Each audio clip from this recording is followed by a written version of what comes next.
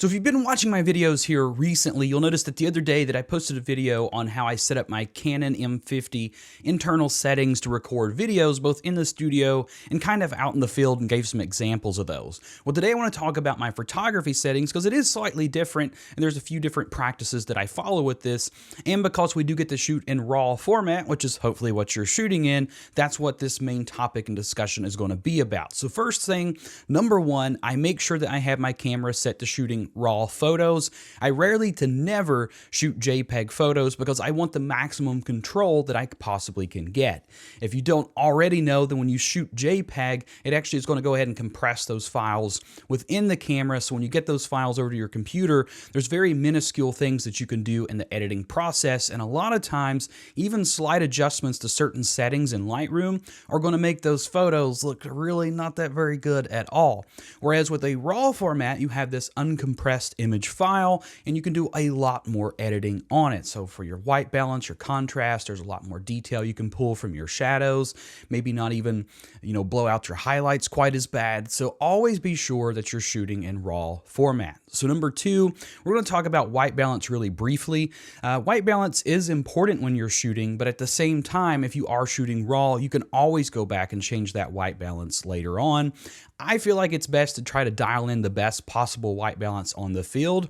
If that white balance is changing quite frequently, you might try using an auto white balance, but if you know exactly what it's going to be, such as if you're using a flash, if you're in bright daylight or cloudy light, a tungsten situation or whatever, I just go ahead and dial in that white balance so that way the image looks as close to the final result as possible, so I'll know if I'm liking what I'm getting or not. The third thing to think about is your exposure triangle, so your ISO, your shutter speed, and your aperture. Typically what I like to do is shoot with the lowest ISO possible. This is pretty much a given with any photographer out there. I rarely ever like to go above 800 ISO. I love to stay in the range of maybe 1 to 200, but there are situations where that just is not possible.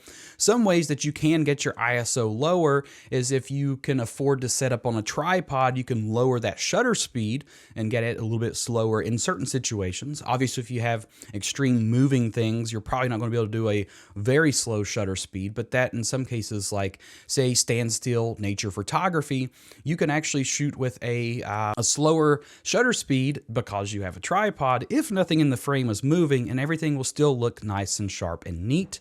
But for the most part, I like to concentrate on my aperture value as the primary source that I photograph with. So to get those sharper images, especially with landscapes and such, you want to stick within the realm of f11 to about f16. That's going to make sure everything is wide and nice and sharp. A lot of times we think that because our lenses can do a 1.8 or a 2.8 or a 2.0 or these very wide open apertures like this, that we're going to get sharper images. And in some cases, yes, that could be true, but in most cases, you got to be very careful in doing that, especially when taking portraits, because if you just focus on the slightest little area, then everything else is just going to start to fall off and be soft, and that's not necessarily what you want. Now, as far as what mode that I shoot in, I typically always am shooting in manual mode. There are only certain circumstances that I'll go into maybe an aperture or shutter speed priority. Actually, aperture priority I probably never use. If I was going to choose one of the other priority modes, it would be shutter speed, and that's because maybe there's movement in the scene and things are changing quickly. So for one example, I used to shoot NASCAR races, and a lot of times I would use a shutter speed priority so I could lock in that shutter speed and just take those photos and let the camera figure out the ISO and aperture settings as need be, because there's a lot of action, there's a lot of movement, it's very fast paced, and I can't exactly ask them to stop a race so I can dial in my settings and get a good image. So that's one situation where you might use those things. Other than that, I would say stay in manual mode all the time. Never use just straight up automatic. And then as far as like metering modes and how I focus, those things are going to change on circumstances as well. For the most part, I'm using autofocus, but a lot of times if I'm getting up to a more intricate subject, On my Canon M50, for example, it's fantastic using manual mode because there actually is focus peaking, so I can actually see through the viewfinder where my focus is and know that I'm dialed in on the areas that are most important and crucial to me. But you could also go into manual, kind of take a picture, and then you could zoom into the file, take a look at it, kind of see where your focus is, zoom back out, and then get everything all lined up nice and neat. That was one way, but the focus peaking makes things so much easier. As far as for metering modes, I pretty much just stick to one mode or another. There are circumstances where I might change that, but that's all going to vary depending on the environment that you're in, the shooting style that you have, and kind of the look that you want to go for.